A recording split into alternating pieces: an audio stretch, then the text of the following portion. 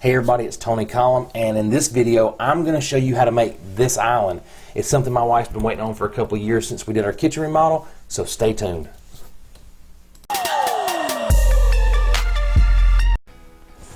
Okay, so the reason I want to show you this particular island, and I want you to keep in mind during this video you're not going to hear any measurements come from me.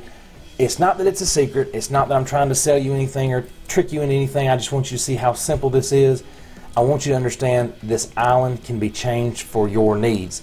This island is almost 6 foot wide and 5 foot deep. We've got almost a 26 square foot area on the top once we get it said and done. This particular plan, the way this is going to go in this video, you can size this to whatever you need for your particular space. You can take out 1, 2 sections of cabinet, add in more. You can make it as wide or as deep as you want to make it, because this is such a simple build. We're going to be using 2x4 lumber for our structural stuff. We're going to be using 1x pine material for our face frames and our outer trim boards, and we're going to be using some birch, nice birch plywood to make our inside panels, and then we're going to paint all this stuff once it's all said and done. Now that'll be in a different video, but we are going to paint it. I've also got my next video is going to show you the countertop we picked for this thing, and it is absolutely amazing. So while you're watching how to do this project, keep in mind this can be built for your needs. With a few minutes of prior planning, you can have a beautiful kitchen island for hardly anything. This island could cost as much as $4,000 to $5,000 if you have somebody build it for you. I can tell you right now, in the cabinets and in the lumber to build the actual frame we built around, we have a little bit less than $600. Now I know that sounds expensive, but if you think about it, that's $600 for all of what you see here, 600 bucks. With the countertop on top, we have approximately right at $2,200 total. That's total, not counting paint, but figuring paint for another couple $100, and you're in this thing for less than $2,500. So it's a cool project that you can do, add value to your home, and you can size it for whatever you need.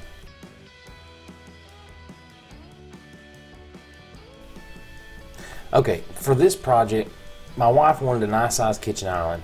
Well, she couldn't make up her mind about how she wanted the island sized, so in order to get this project rolling, what I did was I went and purchased 3 economical cabinets from Lowe's during one of their spring sales here in 2019, and I chose this particular layout as you see here.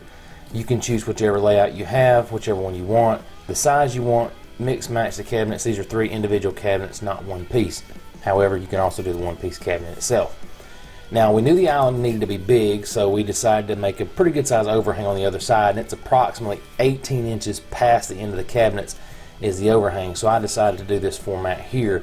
As you can see on the sides, I've taken 2x4 dimensional lumber and framed in a rectangle that matches the height of the cabinetry and also is flush with the face of the actual face frame of the cabinet. I'm going to trim this out a little bit later so that you won't be able to see this 2x4 dimensional lumber, but this gave me a great starting point for this particular project. To finish off the actual skeleton part of this particular frame up, we've framed in another rectangle using again the 2x4 dimensional lumber behind the cabinetry so that it makes up the center leg or the middle leg of the H pattern you see here. This is going to give something for our cabinets to attach to and for our sidewalls to attach to, and we'll cover all this up later with our plywood that we're going to use and make this thing really come together very nicely. Now before I go on much further here, I wanted to kind of point out what we've done with the rectangles that make up our H pattern for our cabinetry here. You'll notice in the large rectangle behind the cabinets I've added 2 upright 2x4s that give us our vertical supports along that long run. You evenly space these apart, get them in line with your cabinets however you choose to do. Just make sure you put some kind of supports in there. Also, you'll notice on the right side wall, there's where the middle rectangle meets, there's actually a 2x4 that I put in that side wall as well to add stability to that wall. You've got to remember, depending on what kind of material you put on your countertop, whether it be granite or some kind of stone, natural stone, which is what we're going to go with, this countertop, the actual countertop itself, could weigh as much as 600 to 700 pounds depending on the size you use. We're going to have approximately 26 square feet of stone material on top, so we want to make sure that we've got plenty of support and also some good attachment points for this. Okay, having built and securely fastened a nice structurally sound frame together, we're going to start throwing our birch plywood on the outside of our frames to give us that finished look we're going for. Again, this is going to be the base of our wainscoting or judge's panel, however you want to call it. That's what we're building on the outside here, so it's a birch plywood base. Now, a lot of times you'll see in some of the track builder homes, they use sheetrock to make these walls. I did go a little bit above sheetrock. While sheetrock looks decent enough, it to me feels more like a half knee wall type build, while I wanted this to be more like an island, a true Craftsman style island. So I went with the plywood base, and then we're going to go with a pine trim. And then we have both the legs on here now. We've got all the birch plywood going on. We want to make sure that it looks good, holds up, and functions very well. Here we've put the birch plywood on the inside of our overhang. Again, we're going to do this all the way around. This is going to be a fully enclosed structure now, and it's going to be pretty nicely finished on the outside. We're not going to do wainscoting under the overhang. And now we've got both the legs and the overhang area is completed with the birch plywood trim. One thing I do want to note here, what I've done is I've actually kept my plywood a little bit lower than the frame my structural frame. Keep in mind, you're going to be putting a heavy top on this thing.